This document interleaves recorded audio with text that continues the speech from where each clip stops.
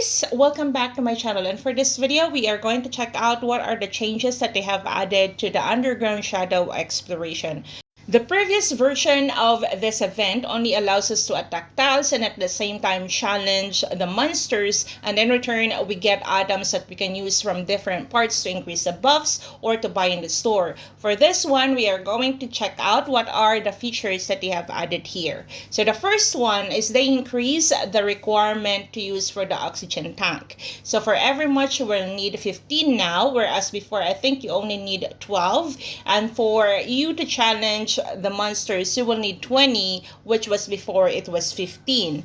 Players can also get one free oxygen tank every 2 minutes, and for the raid pass, which is also a new feature that I'm going to talk later on, you can get a free raid pass every 2 hours or more.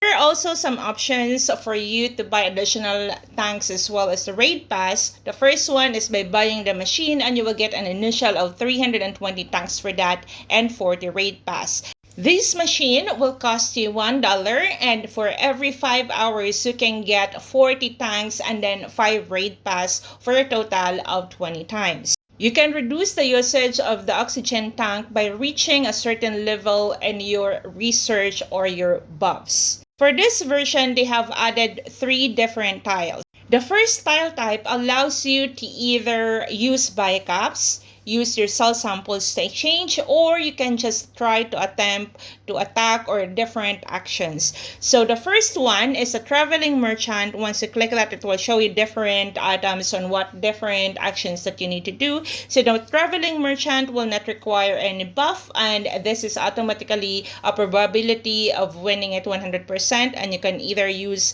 your backups or your cell sample. Other challenges from the same tile type, you will need to reach a certain level of your tech for you to be able to get a success for that. So the probability of your success is dependent on how far you are going to go on your tech. So make sure to make or maximize your tech. It's all up to you on how you are going to play this event.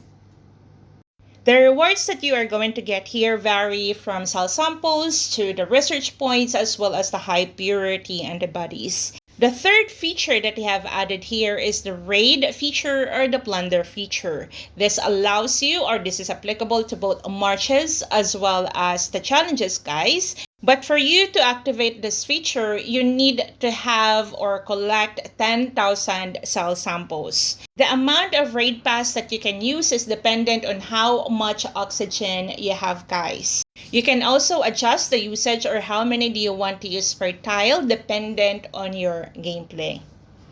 The 2 other tiles that they have added, or rather buildings, do not require you to use oxygen tank as well as raid pass, but rather it requires you to use certain heroes for certain tasks.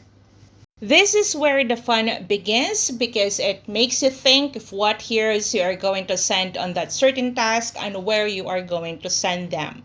Just a reminder, guys, that once the heroes are deployed, you cannot take them back. Each of these tasks will consume 8 hours, and that's the only time that you can reuse the heroes again.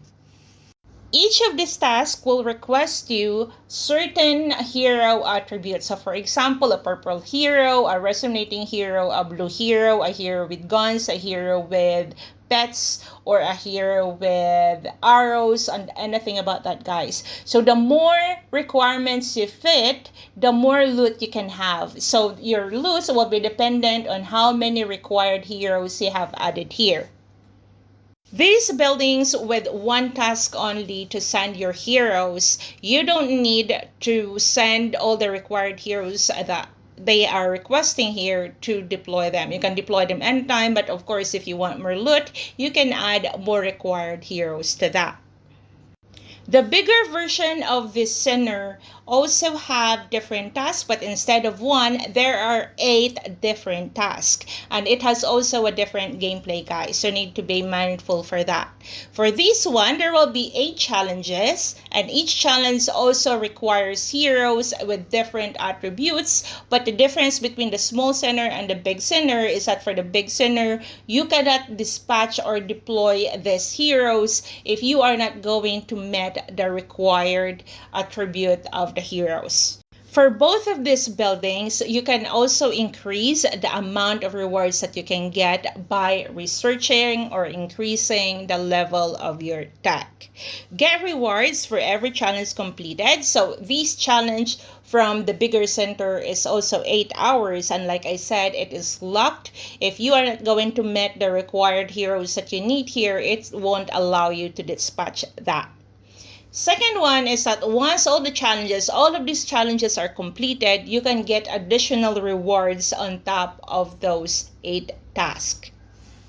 The rewards that you can get from these 3 different tiles include cell samples, your research points, as well as the raid passes.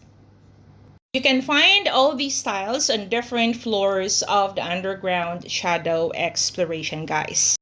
Next, and probably the most important part of this event, because whatever you do here or whatever strategy you make in this part here will reflect on your entire gameplay for the underground shadow exploration.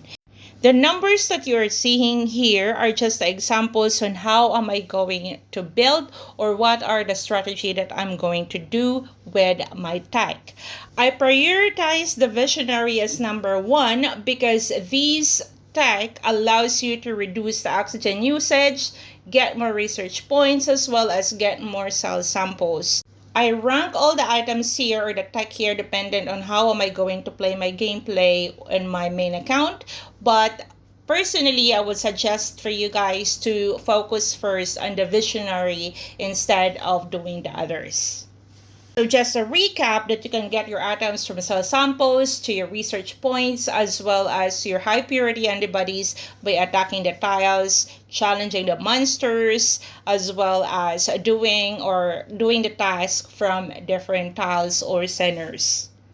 So for every monster that you kill when you challenge, you can get leaderboards with equivalent rewards for the high purity antibodies. Whereas for the main event or for the total event, you will get different items if you rank up in the leaderboard based on the amount of cell samples that you have collected personally and at the same time your alliance ranking.